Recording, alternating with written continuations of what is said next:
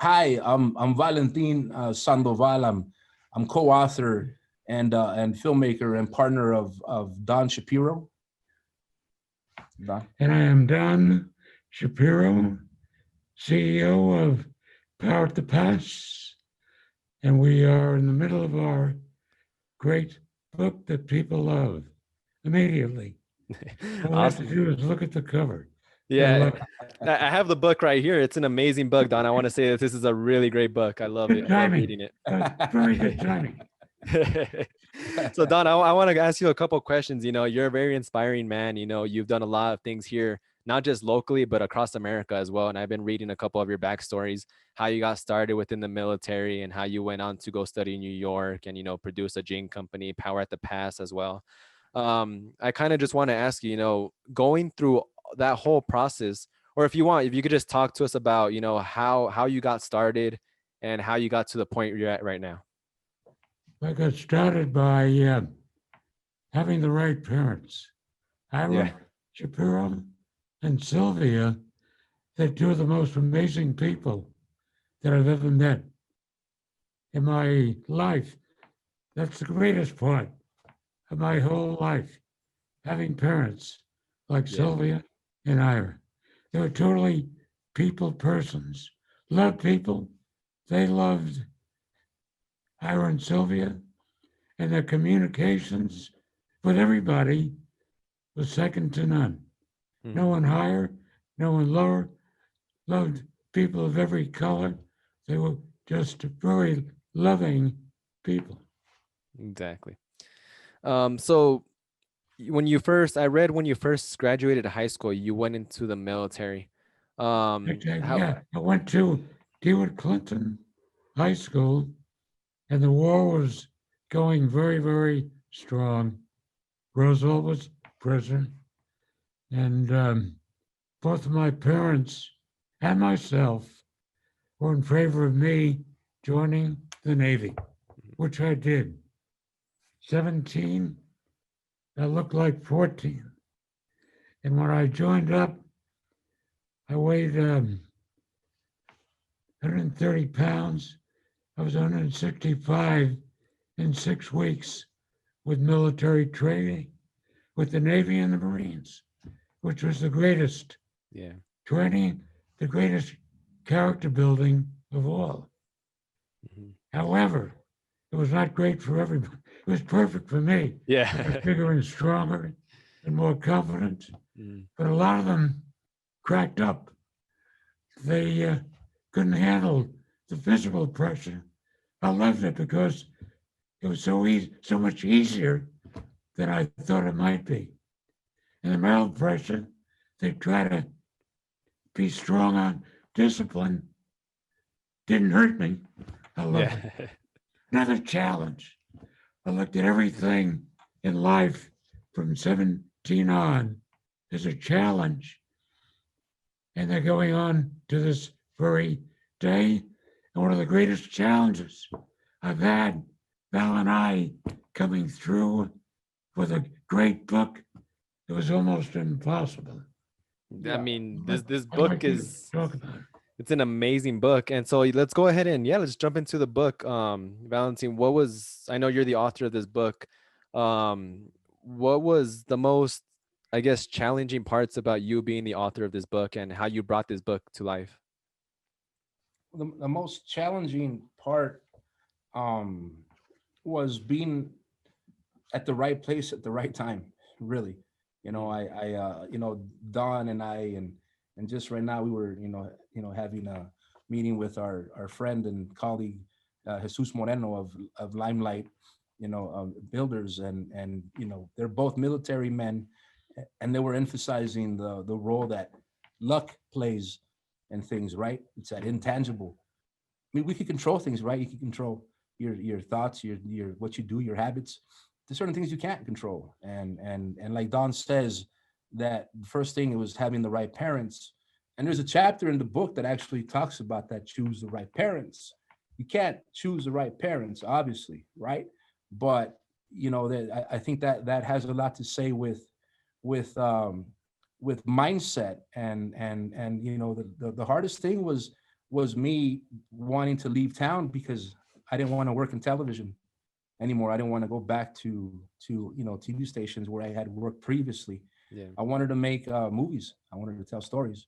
I wanted to do something that was valuable. My competitiveness came from having a chip on my shoulder throughout my childhood. So I wanted something big, something important, that was valuable to do. And so I was about to leave town. I was leaving to either LA or Austin or Albuquerque just to go pursue filmmaking and storytelling with some friends of mine. And luckily I met Don at a party at the Doubletree Hotel. And his wife comes up to me and she asked me, Bobby Shapiro asked me, what do you do? And I went there because a friend of mine that was wanting to get a job at a TV station from El Paso, she went to ASU and came back and media background, and she wanted a job at NBC. So I knew somebody there, and I said, sure, I'll go. And if I can introduce you guys, I love that. And I meet Bobby, and she tells me, what do you do? I said, I'm a writer and a filmmaker. So you're a writer. My husband's looking for a writer. So I'm like, I'd love to meet your husband. She takes me over to Don. And then she asked Don, are you still looking for a writer? And Don's like, yeah. And so she put us together. And then the next day I come over to his building, Power at the Past Now, and I bring a copy of my first book. I bring articles that I've written so that way he can read my materials, see if I had what it took to be the writer of his book. And immediately we hit it off, and we knew that it was gonna be something special. And I think that was probably the biggest challenge, was that opportunity. What's crazy is I write this book, the first one that got me the Southwest Book Award, and it took me all over the country. I was very lucky. I was very fortunate in that happening. And then it did all that happened so that I can find the biggest opportunity of a lifetime, not in New York, not in LA, not in Austin, not in Phoenix, not in Albuquerque, but El Paso. El Paso. And so that's probably the biggest obstacle was us meeting. The way I look at it, I picked the right partner and the right writer, and everything is working beyond our plans. Yeah, We're on a roll, and I think we're unstoppable. And what's crazy too, Isaac, is that another challenge is having to have worked with the written material of two other writers, two previous writers, because I'm the third writer in the process.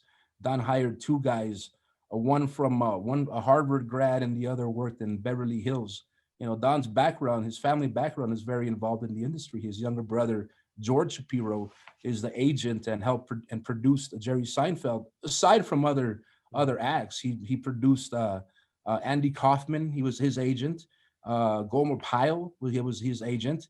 I mean, he's a legend in the industry. So, and then his uncle is Carl Reiner, and his cousin Rob Reiner and Lucas Reiner, and he passed away. So he asked them for help for writers, and obviously, who wouldn't ask them, right? Yeah. And they just weren't cutting the bill for Don. Now that I know him, I know how meticulous he is. He may be he loves to laugh. You're around Don, you're gonna find yourself laughing. He's a great conversationalist, but don't let that fool you. The man is like a hawk. He's calculating. He's on point. His intuition. He'll gauge you before you even know yourself. He'll know you. And so that was the thing, is that these two writers just didn't have the passion. And I think they weren't, from here, and because they were capable, but they just didn't have the right perspective, and the heart wasn't in place. And I had to look at their manuscript of 140 pages, and how do I deduce this 140 pages into something that's workable? Because he also doesn't want to lose money as a businessman. He's a very on point with everything that he does, his finances. So he's going to draw value out of every experience. So I was able to elicit maybe like a quarter of those pages for valuable information to go forward with developing my manuscript. Yeah. And I wanna just backtrack a little bit. Speaking about the whole business part of it, and Don, I wanted to ask you, what sparked you to get into business? And I know you had a gene factory before you started Power at the Pass. What sparked your vision to get into business and build what you built now with Valentin, as far as the book, the venue, and the place Power at the Pass itself? You mean business in general, or my first adventures? were your first ventures, and then what sparked you to pursue them? Well, originally I came to El Paso with a few dollars, and I got a selling job, and it got successful in a matter of months, and I loved it. I loved the territory. I loved the garment industry. We went into manufacturing jeans and built a very big, exciting company, and worked together with Jaime Bermudez, who had the plants in Juarez. His uncle was head of Pemex, Antonio, started on the jean business, and I was very lucky because everything worked out perfect and good. The company was Action West of El Paso, and we also had Action West de Mexico and Juarez. Everything blended. I feel I was very lucky. Mm-hmm. And throughout all those ventures that you went through, what were some mistakes that you occurred that you've learned from, or maybe some critical points that you hit that were tough decisions for you to overcome, and some maybe I some made a lot of sacrifices? mistakes, Mm-hmm. and your question is very well placed. How do we overcome? Yeah. And had salesmen working for me who were all doing well, and they were, and they wanted to leave, take my production man, go into business, and it was a difficult challenge, but I came through it. The competitors who left me and stole our help went bankrupt. It was a learning experience. Mm-hmm. Just what I did was learn from losses. I was never devastated. Figured this is part of a learning experience, and it never stopped, and it's ongoing. Mm-hmm. And I always hear and I always tell other people as well, is like, it takes failure as a lesson. Every time you fail, it's not just losing, it's taking it as a lesson, and then when you pursue it again, you learn from those mistakes you made. Yeah, you learn from your mistakes, but we all make mistakes. Everybody does. But the main thing is overcome them with perseverance. Mm-hmm. Instead of being beat up by yourself, mainly go ahead and utilize the negative experience as a learning experience. And I like how you With mentioned, perseverance, you can do everything. yeah. And I like how you mentioned perseverance, because I also wanted to ask you, what key characteristics did you find inside of yourself along this whole venture and path up until where you're at right now? I'm sorry I didn't get that. What key characteristics did you find within yourself that, going through in your whole venture and your whole where you're at right now, what key characteristics do you have inside of you that really helped you? Believe in yourself. If you believe in yourself, other people will. If you don't, nobody will. Mm-hmm. Believe in yourself. I agree. With that perseverance, you can overcome anything and everything. Mm-hmm. And what's been some of your biggest role models as well? I know Okay. you're for sure your biggest role models, because I know for sure some of them were your parents for sure. Yeah, Any other role models? parents mainly, Mm-hmm. and my wife Bobby was my biggest role model Mm-hmm. because she wanted the best of everything. Yeah. So we have it. I believe it. And so jumping she's into a catalyst. She was a catalyst. She put the fire in there. yeah. And going into the book, so I want to just read in through the book with you guys. What were some of the key points or interesting parts about this book inside of these chapters for you guys? It was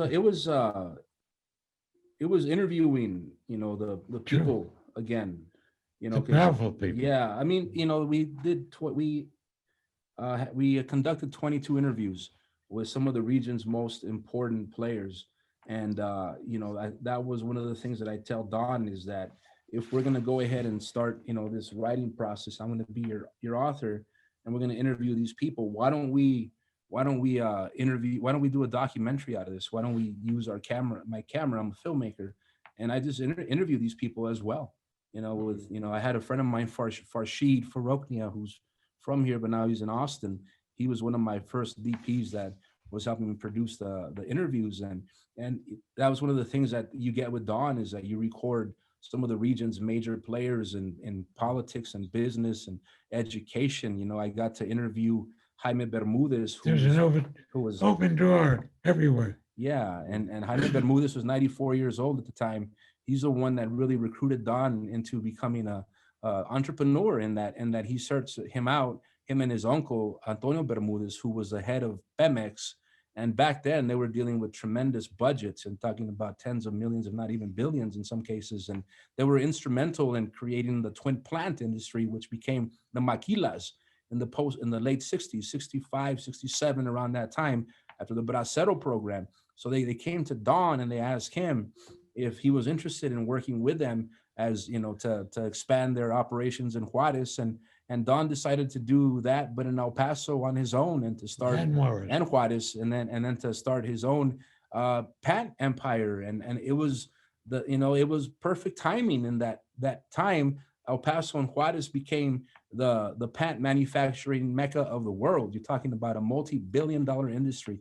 Everybody was here, from Farrah Jeans to Levi Strauss to Calvin Klein, Jordache, who else? Billy the Kid, Hickson Ponder, Action West.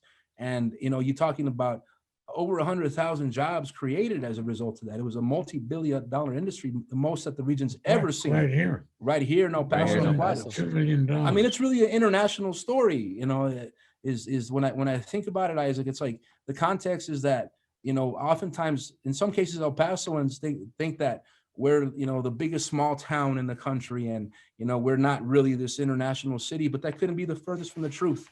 Yeah. El Paso is a very historical, very important, very relevant history in terms of economy and culture making nationwide, globally. And Don was one of the major players in that. He had 850 employees in El Paso and 3,000 in Mexico.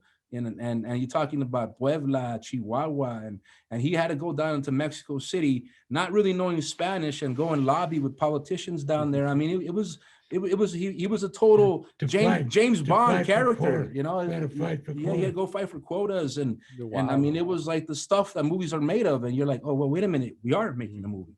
Wait a minute, we are writing this book. This is what it is, and what better subject to have an entree into the storyline of making the American dream happen on one of the most important international borders in the world, being El Paso and Juarez. And Don Shapiro's story is an archetype of that. And I couldn't have been luckier to have found the second book to have been that, and so a lot of it was just a lot of research, bringing in different experts at different times to help with consultancy and editing, and a lot of it, me and Don just going back and forth. I reread this thing out loud to Don at least 100 times, and revisions, we're talking about hundreds of them. And oftentimes me just spending time here on my own, at certain, times of the day, of the night, just to find that voice, just to polish it up, so that when people read the book, it'll stick with you.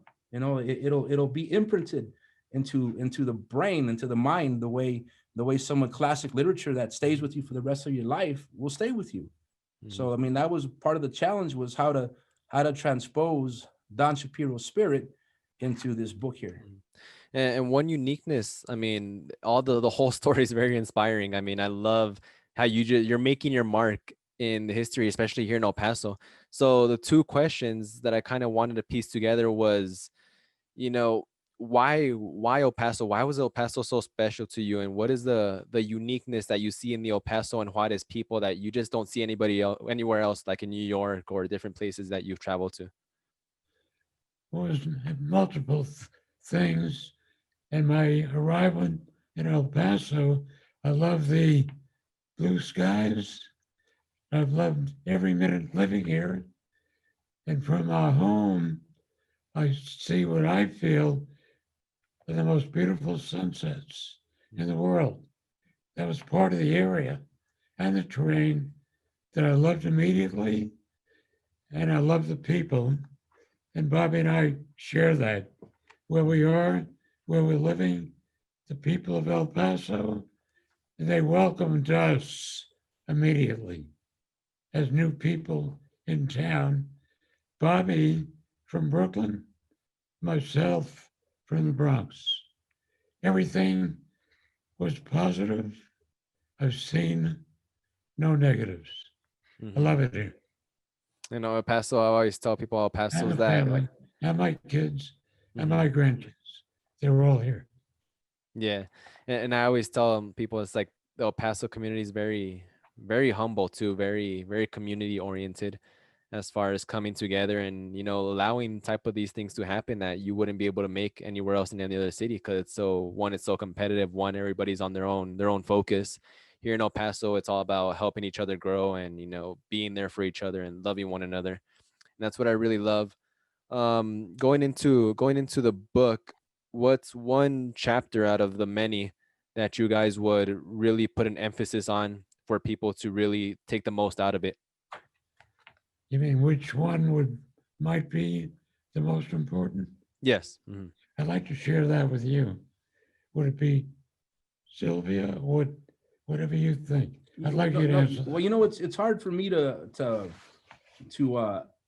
to phrase it that way, Isaac. Honestly, it's like, one of the things that I always picked up from or stood with me from one of my heroes and sort of people that I aspired to when I was younger, at the risk of being delusional, was Francis Ford Coppola, director of Apocalypse Now and the Godfather trilogy, The Conversation. He was one of the ones that I would say that, for him, when he was just a tenacious filmmaker, he would emphasize that you can't just have a scene exist by itself. Like, it's got to connect to the next. It's got to be juxtaposed with the next scene, and that way you create this lineage that's intriguing for the audience to follow. So it's hard for me to phrase it that way, but I think there are, at the same time, there are certain scenes in movies that stand out the most, right? There's certain images and or excerpts or metaphors and books that stay with you, for all your life. And so, because what's crazy about it, isn't it amazing how the moment that just passed, 5-10 minutes ago, is history now, and it's as real as a memory of 20 years ago. It's as real as an image from a book that you read. It's as real as a scene in a movie, because they all exist now in the That's ether. true. Yeah. This is just a moving mechanism, and we're just playing our roles in it. Mhm. So there are scenes that really stick out. I think one of the ones that I would focus on is a chapter that I think is puts perspective, because the thing is it's 3 books as far as I'm concerned.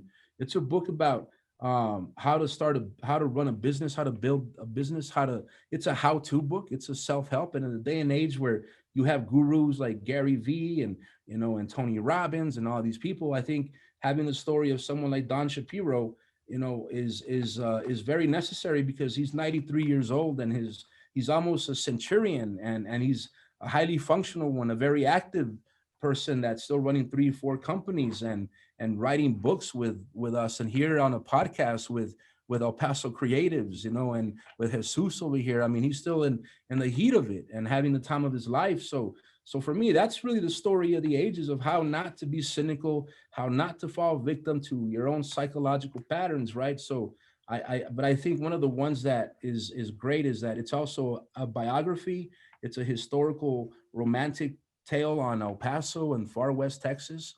And so, just to give perspective to your audience out there, and for the readers when they get a chance to read it, is just how big El Paso was in the manufacturing industry, Yeah. and how relevant Action West was, and how big Don Shapiro was as a businessman and entrepreneur, and as a cultural ambassador of sorts.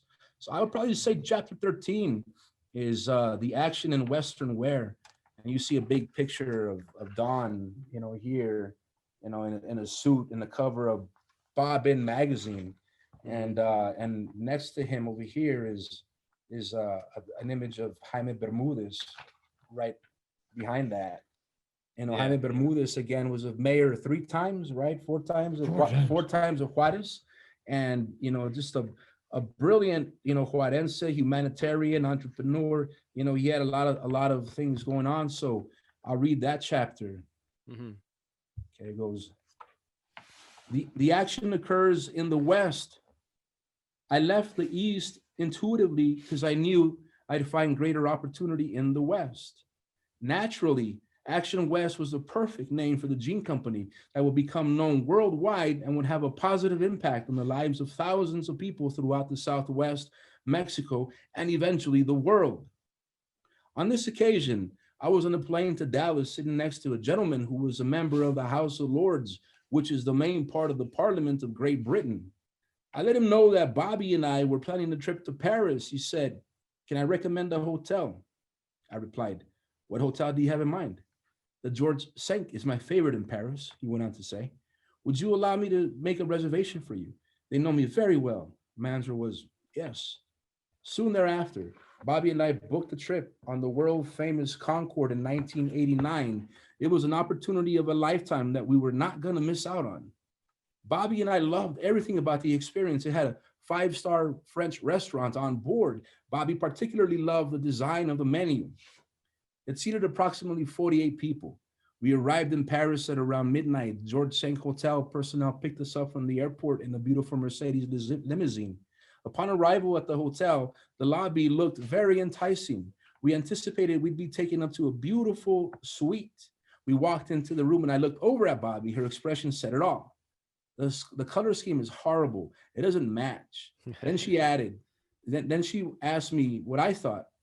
I know you don't like it. I don't like it either. So after that, I picked up my phone. I called the Ritz. They had only 2 rooms. It was the finest hotel in all of Europe. Very hard to get into. I spoke to the manager. "Can you take us in? Do you have space for us?" Luckily, they only had a couple of rooms available. "Hold it. We'll be there in 30 minutes. The George staff agreed for us to take the same limo to the Ritz. Our luggage was still in the limo. Bobby and I looked at the junior suite and loved it. We brought our luggage in and decided to make it our Parisian home while in Paris. Bobby was so exhausted after our hotel transitions that she immediately went to bed, while I was so wide awake that I went to explore the area. It reminded me of the 80s band Taco and their song "Putting on the Ritz" from 1983. If you're blue and you don't know where to go, why don't you go where fashion sits? Putting on the Ritz. The next day, I went to the American Council in Paris with the idea of possibly selling jeans to France. I told him what our production was at that time. He looked at the figures of total production of ladies' jeans in France. He said, "Monsieur Shapiro, you are producing more jeans in your factories than the entire country of France." I was very surprised to learn that. The fact that we produce more pants than one of the fashion leaders in clothing, being France, added substance to the name Action West. All the major activity on a global level was happening in the West Texas town of El Paso and Juarez, Mexico. Wow, that's amazing. There's a lot of opportunity, like just within this book about different things, you know, just different things. One picture I really wanted to talk about was this one right here. I don't know if you guys could see it. Oh, How did yeah, this yeah, come yeah. to be? With the bushes. With the bushes. How did that come to be? Yeah. And you know what's crazy about that chapter? That was like the last add-on chapter that we came up with. Right. You know, Don's the one that showed me the menu of the Concorde. You see the images there. And we were already closing, you know, getting ready to close it up and wrap it up and get it published after 3.5 years. And you know, one day I woke up and Don told me this story and I thought, I don't know if it needs to be there. You know, I don't know if we should. But then one morning I woke up, I said, you know what? I think it does. You know, so I told Don, why don't we go upstairs and have a writing session? You know, so let's go. And then we went and we wrote it. And I think it's one of the more colorful, you know, stories and chapters in the book. And We totally agree. yeah. Yeah. And so yeah. But I'm And sorry, you're talking about the Bush image? yeah, that too. Yeah. How did that Yeah. come to be? That was, tell the In our story. home. They were at his home, Barbara Bush and George Bush Sr. for Dare Margot brought him in for a fundraiser, I believe, or something of that sort. Yes. Yes. Wow. And one chapter I also wanted to talk about, I think it was chapter 26. I mean, that one talks a lot of inspirational things, about, making sure that you get these lessons learned, and how to balance yourself. And it's just the golden rule is like the title of it. Tell us a little bit more about that chapter. Golden rule. I'm trying to get there, Isaac. Give me a second. Okay. Well, this is the wraparound. I think, one of the things I learned as a writer at, in school, formal and informal education, at UTEP and the School of Life, when a bunch of writers is how to bring things back full circle. It's like you create your narrative thread, you create your structure, and how do you close off your story? And for me, it's always been, like a crescendo. It's like a build up, to the closing, which is supposed to be one of the things I learned, and for anybody out there, as a writer, if you look at some of the more successful, interesting films, and I'm in a very sort of like broad way, is to come in late into a situation and to get out early. You come in late, into the scenario, and you get out before it's resolved. That way you create intrigue in your audience. Mm-hmm. So at this point we're closing it up, but I wanted to make Don's, it's almost like a concentric circle. It's got ripples, right? And you're bringing back his voice so that you paraphrase shortly what you summate, rather. You don't paraphrase, you summation of what the book is prior to chapter 26, and you lead into the closing. And this one here just goes to show Don's, it's sort of an all-star highlight of who he is as a person, and the mindset of a winner. It's the mindset of somebody who gets involved into something, and he doesn't fall by the cracks. The hangups don't get in the way, dissonances don't make him go dismayed. He's able to stay focused and an eye on the prize and make sure that he wins. And so that's one of the things that the golden rule is about, is the principles that one can live by to have a successful mindset towards approaching business, and you could even go towards life. Mm-hmm. And now, like after the book Power at the Pass, the place itself, what's the next visions for Power at the Pass, or what's the end goal for Power at the Pass? The end, what's the end goal for there's the end goal for Power at the Pass is that there is no end goal. I think it's growth, it's expansion, it's creating content. I think one of the main great things is that maybe we can create more opportunities for people. Mainly, it enriches other people, hopefully. Yeah. Mm-hmm. And our gain, their gain is our gain, and our gain is their gain. We hope the book will inspire people, be the greatest thing I could ever think of. Mm-hmm. Yeah, I mean, absolutely. And some of the last questions I wanted to ask you guys was, and this is very interesting. I really like to ask this question because it brings a lot of perspective into it. Is compared to where you're at right now, what is something you know now that you wish you would have known when you first got started? I don't understand the question. Like what you know now that you wish you would have known. If I knew now, if I knew now what I knew then, essentially that. I would have changed nothing. Nothing. I love what I do. I love where I'm at. I love my family, and I love everything about life. Mm-hmm.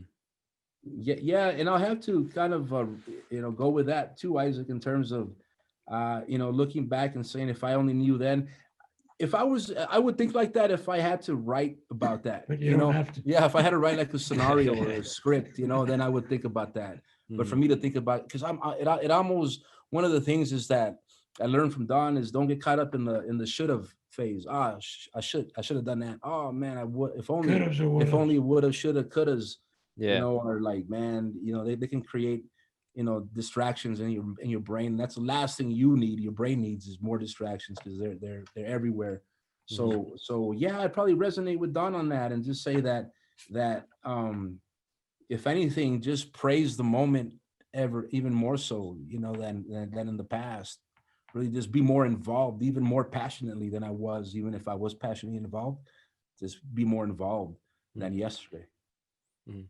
And you know, the last question before I let you guys go, and it's already probably just been mentioned throughout this whole episode, but just to recap on it and to make sure that you guys get your final say on it, is what's the biggest piece of advice or lesson you would give to somebody who's maybe wanting to do the same or following the same pathway as you guys or look up to you guys as inspiration?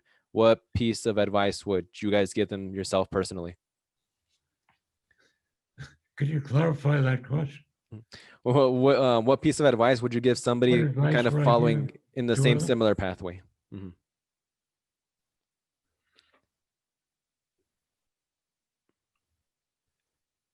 Decide what you want out of life and go for it. But the main thing that I learned from my parents is people matter. Money does not matter. Success does not matter. People matter. Matter. Do the right thing for everybody and help them. That's my main learning point from Ira and Sylvia. And Valentin? Do the right thing. Money comes last. Yeah. That's really good. Do the right thing. Money comes last. I can't top that, man. You know, I guess the takeaway or lesson or advice would be, you know, just be be more about it. You know, get more involved in your passion, whatever it is. You know, whatever obstacles you have, physical, real, psychological, you know, find a way around them, through them, under them, you know, whatever it is, and clarify it, visualize it, write it down. For me, write it down. For me, writing, you know, I just finished this book here, 250-page book, and I still don't think I write enough. You know, I need to write more. I got, you know, I think when you plan it down, for me, and it just changes it and makes it easier for you to make it happen. So I would just say it'll be a little bit more, you know, prepared and work more at writing it down. Well, guys, I want to thank you guys so much for being in this episode. I want to thank Don for taking your time to talk to us today. Valentin for taking your time to talk to us today. One last key thing is, if anybody watching, anybody listening, where can they check more out about you guys? It's all you know, Power at the Pass, our Instagram, our Facebook, our website, poweratthepass.com. You can pick up a copy of the book over at the 3 Chuco relics throughout El Paso, East Side, Central, West Side. You can buy the book over at Tippy T's by Donovan. You can go buy it from us directly. You can come by. 1931, Myrtle. This building, we're open always to attend to people that would like to buy the book. And they can reach out to us through our Power at the Pass feed, poweratthepass.com, everything Power at the Pass. And website. Yeah, the website.com, social media, Facebook. And I personally love your guys' vision, because when I first met Valentin, I was inspired. You know, I was inspired by how much things you guys were doing for the local creative artists here in El Paso and the musicians and just filmmakers, photographers. The ideas that you spoke to me about, Valentin, it's very inspiring. Like I told you, it's very unique to see eventually happen here in El Paso. I think it's very strong. I appreciate that. Thank you, Isaac. And yeah, what you guys are doing is great. You know, keep it up. Keep it up. Simple as that. All right, guys. Well, I'm gonna compliment you. I think you did a great interview. I appreciate it. Very much.